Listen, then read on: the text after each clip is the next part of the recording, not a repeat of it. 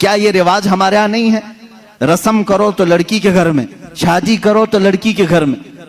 پورے اس کارکرم میں صرف ولیمہ ایک ہی ہے جو مرد کے گھر میں ہوتا ہے، باقی کیا ہے؟ سب عورت کے گھر میں کرنا ہے. بچہ ہو جائے چلا اس کے گھر میں. ہاں جتنے بھی رسم ہیں، ارے شادی کی تاریخ فکس کرنی ہے، تم اپنے گھر میں بھی تو کرا سکتے تھے، نہیں لڑکی کے گھر میں ہی کریں گے جا کے. جب جب جائیں پورے خاندان کو لے کر اتر جائیں، راشن ختم ہو جائے. یہ بلا نہیں ہے تو اور کیا ہے؟ گھر کے کچن پر مصیبت نازل ہوتی ہے ہر مہینے 2 مہینے میں.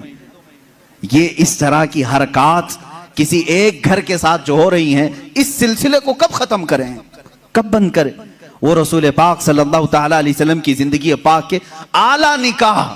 آپ کو معلوم ہے حضرت ام حبیبہ رضی اللہ تعالیٰ عنہ حضور کی ایک زوجہ ہیں. حضور پاک صلی اللہ تعالیٰ علیہ وسلم پر ایمان لائی تھی. ابو سفیان کی بیٹی ہیں، حضرت امیر معاویہ کی سگی بہن ہے.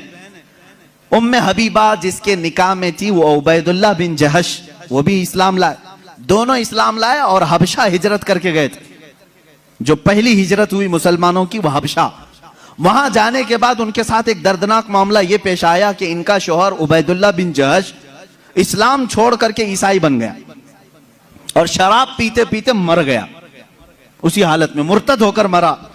حضرت ام حبیبہ کے دل میں بڑی چوٹ تھی، بڑا زخم تھا.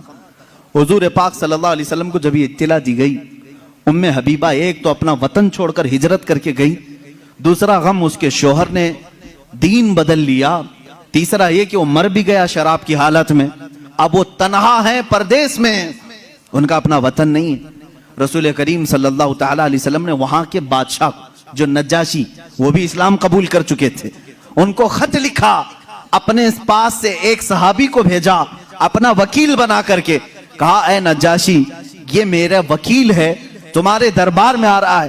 ام حبیبہ بیوہ ہو چکی، میرے وکیل کی موجودگی میں ام حبیبہ کا نکاح میرے ساتھ کر دو.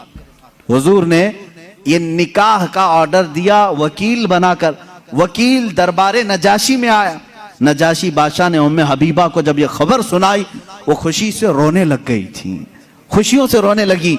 وہ کہہ رہی تھی کہ میرا ایک شوہر چھوڑا، میں سمجھ رہی تھی زندگی اچاٹ ہو گئی، لیکن کائنات کے آقا و مولا نے اپنے نکاح میں مجھے قبول کیا. اور نجاشی کے بادشاہ، نجاشی جو بادشاہ تھے حبشہ کے، ان کے دربار میں نکاح ہوا.